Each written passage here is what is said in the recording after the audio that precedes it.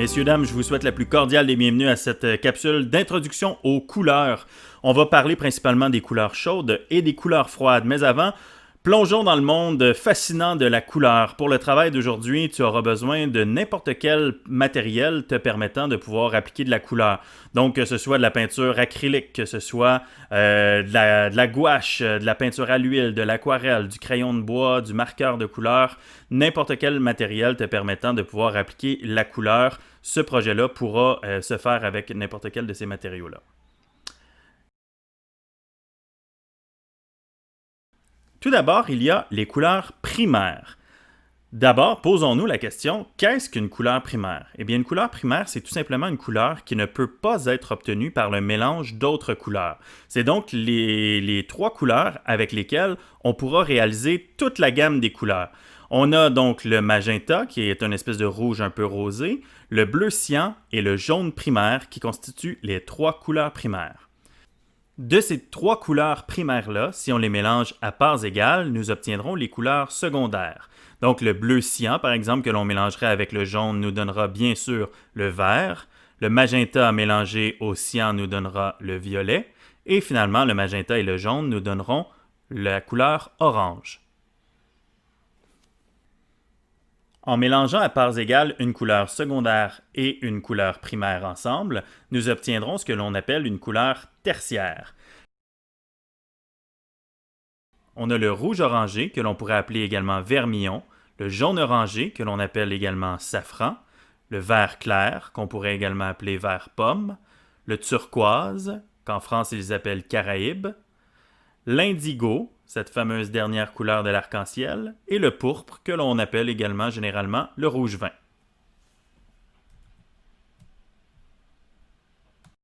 Ça nous permet d'être face à ce que l'on appelle le cercle chromatique. Et si nous séparons le cercle chromatique en deux, nous obtiendrons d'un côté les couleurs froides et de l'autre côté les couleurs chaudes.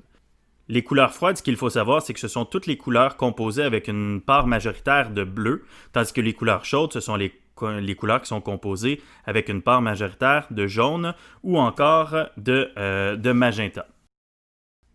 Il y a deux couleurs qui sont les couleurs que j'appelle les couleurs influençables, qui sont le violet et le vert.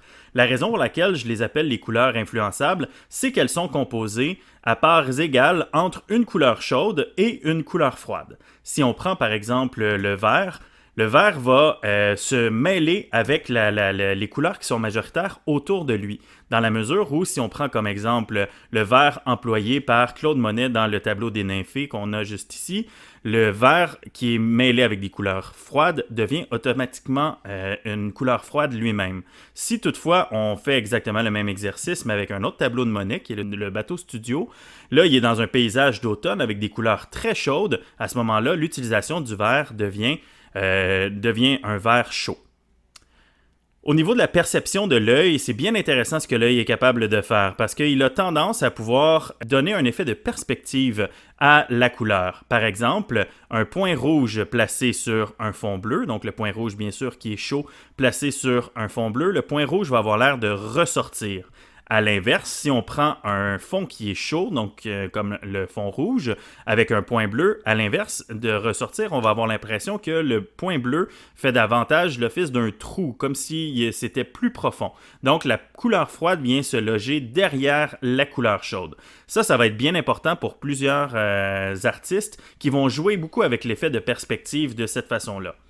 L'opposition entre les couleurs chaudes et les couleurs froides, c'est quelque chose qui en ce moment est assez tendance, je vous dirais.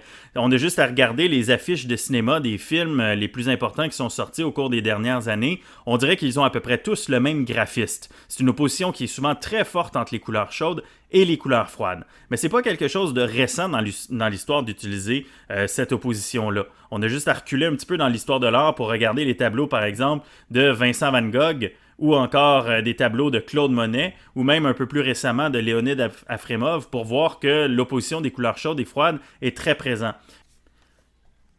mais c'est surtout chez les fauvistes que l'opposition entre les couleurs chaudes et froides va avoir son importance. Un peintre comme André Derain, un peintre fauviste, va avoir une palette de couleurs complètement éclatée. Les fauvistes vont énormément s'amuser avec les agencements de couleurs et il va souvent utiliser l'opposition entre les couleurs chaudes et froides pour créer son effet de perspective ou encore pour créer son effet d'ombrage. Pour ce qui est du projet cette semaine, je vais te proposer de faire une opposition entre les couleurs chaudes et les couleurs froides. Tu auras différents choix qui te seront offerts. Dans un premier temps, tu pourrais décider de faire une œuvre que l'on séparerait en deux. Et cette reproduction d'image-là, par exemple, aurait des couleurs entièrement froides d'un côté avec des couleurs entièrement chaudes de l'autre. On pourrait également décider de faire deux tableaux séparés. Donc, un tableau qu'on utiliserait encore une fois que les couleurs froides et un autre tableau où on utiliserait que des couleurs chaudes pour un petit peu aller voir la différence que notre œil accorde à la perception de la couleur. C'est pas un secret pour personne que le cerveau humain va interpréter les couleurs de façon différente en fonction de si elles sont chaudes ou froides. Par exemple, les couleurs froides vont être davantage associées à la tristesse, au drame, à la mélancolie, tandis que les couleurs chaudes vont être beaucoup plus dynamiques, beaucoup plus joyeuses. Si jamais ce type de projet-là t'intéresse, je t'invite à aller regarder un petit peu la carrière de Pablo Picasso, mais le Pablo Picasso avant cubisme. Picasso est reconnu pour être le fondateur du cubisme, mais avant de créer ce mouvement aux proportions vraiment éclatées, il faisait une peinture qui était nettement plus réaliste. Il y a eu différentes périodes dans sa vie. Tout d'abord, au début des années 1900, il y a eu la période bleue, une période qui est très triste, très morose. C'est pas anodin que Pablo Picasso va choisir la palette de couleurs froides pour représenter ses émotions. Elles sont dues entre autres au suicide d'un de ses meilleurs amis qui va laisser Picasso dans un grand malheur, dans une grande tristesse. Et en plus, à ce moment-là, Picasso était très pauvre. Pour se chauffer, il était même obligé de brûler certains de ses tableaux pour être capable d'avoir un peu de chaleur, de repeindre par-dessus des peintures qu'il avait déjà achevées mais qu'il n'arrivait pas à vendre. Donc c'était une période qui était plutôt difficile pour lui. À l'inverse, dans les années qui vont suivre, il va tomber en amour notamment, ce qui va égayer son cœur un petit peu et ça va lui permettre de tomber dans une période qu'on va appeler la période rose. On l'appelle ainsi bien sûr en raison du choix de la palette du peintre qui va être dans des tons beaucoup plus chauds, beaucoup de pêche, beaucoup de rose, beaucoup de rouge. Cette période-là va durer quelques années et c'est par la suite qu'il va commencer à transformer son art pour se rendre jusqu'à créer le cubisme qui va faire sa renommée et qui fera de lui fort possiblement le plus grand artiste de tout le 20e siècle. Donc si jamais ça t'intéresse, tu peux te choisir une image et la reproduire à deux reprises en utilisant d'une part les couleurs chaudes et de l'autre part les couleurs froides. Ma dernière suggestion, c'est de mélanger les couleurs chaudes et froides dans le même tableau. Moi, dans mon cas, j'utiliserai les couleurs froides pour créer l'arrière-plan et j'opposerai le tout avec des couleurs chaudes pour créer le personnage, donc l'élément principal du tableau. En utilisant les couleurs froides pour créer l'arrière-plan, on arrive avec un petit peu les notions dont je vous parlais tantôt, là, de perspective naturelle qui est créée par les couleurs, avec les couleurs froides qui viennent se loger derrière les couleurs chaudes. Donc, je vous laisse avec un petit accéléré du projet que vous pouvez faire cette semaine. Bonne semaine tout le monde!